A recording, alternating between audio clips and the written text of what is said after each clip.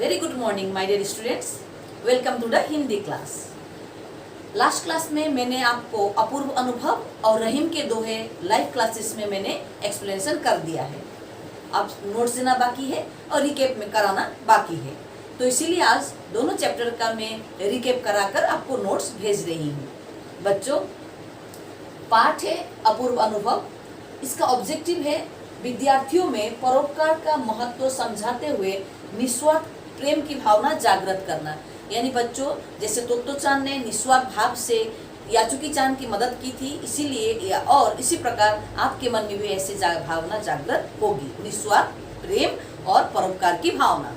इसका मेन क्या कॉन्सेप्ट है बच्चों? याचुकी चान की पीड़ा और दूसरा है मित्रता। बच्चों, मैं इसका रिकेप फटाफट कर देती हूँ। अपूर्व अनुभव ये जापानी कहानी है जिसमें एक अनोखा पाठशाला के बारे में बताया गया है। लेखिका खुद उस स्कूल की स्टूडेंट रह चुकी थी और उस पाठशाला में क्या होता है बच्चों, दीवारें नहीं होती थी, जो तोमोए शहर में था और जापान के तोमोए शहर में था, और वहाँ पर बिना दीवार के स्कूल था, चारों ओर पेड़ पौधे थे और लताओं का जो क्लाइंबर्स होते, लताओं का गेट बना हुआ था और बच्चे विद्यार्थी, हर एक विद्यार्थी को, तोमोए का हर एक विद्यार्थी को अपना अपना पेड़ होता था।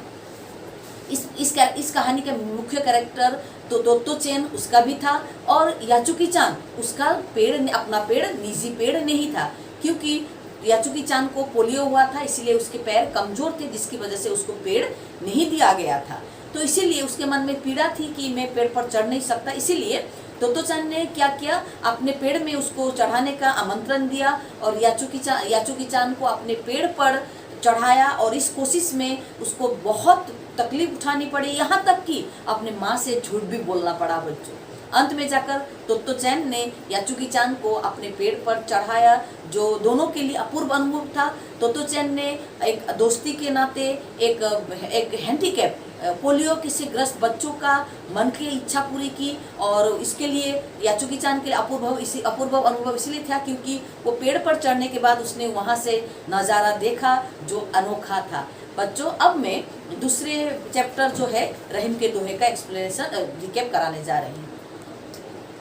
रहीम के दोहे का ऑब्जेक्टिव है बच्चों, विद्यार्थियों में यानी आपके अंदर परोपकार की भावना, कर्तव्य पालन, सच्ची मित्रता तथा सहन शक्ति का महत्व समझाकर इन भावना को प्रेरित किया जाएगा। यानी रहीम के दोहे इस कविता के इन दोहों के माध्यम से रहीम जी हमारे अंदर यानी मनुष्य के अंदर कुछ अच्छे गुणों का समाहार करने की कोशिश की है। उन्होंने कई एग्जाम्पल दिए, तरोवर फल नहीं खात, ये वाला दिया उन्होंने, जहाँ पर कर्तव्य समाज की परोपकार की भावना है। और उसके बाद बच्चों शीत घाम और मेघ वाला दोहे से धरती की तरह सहन शक्ति होने की सीख दी है। उसके बाद पहला वाला दोहा से सच्ची मित्रता की सीख दी है। उसके बाद तजी मिनन की मोह, इस दोहे के माध्यम से किस प्रकार से कर्तव्य पालन के प्रति हमें सीख दी है।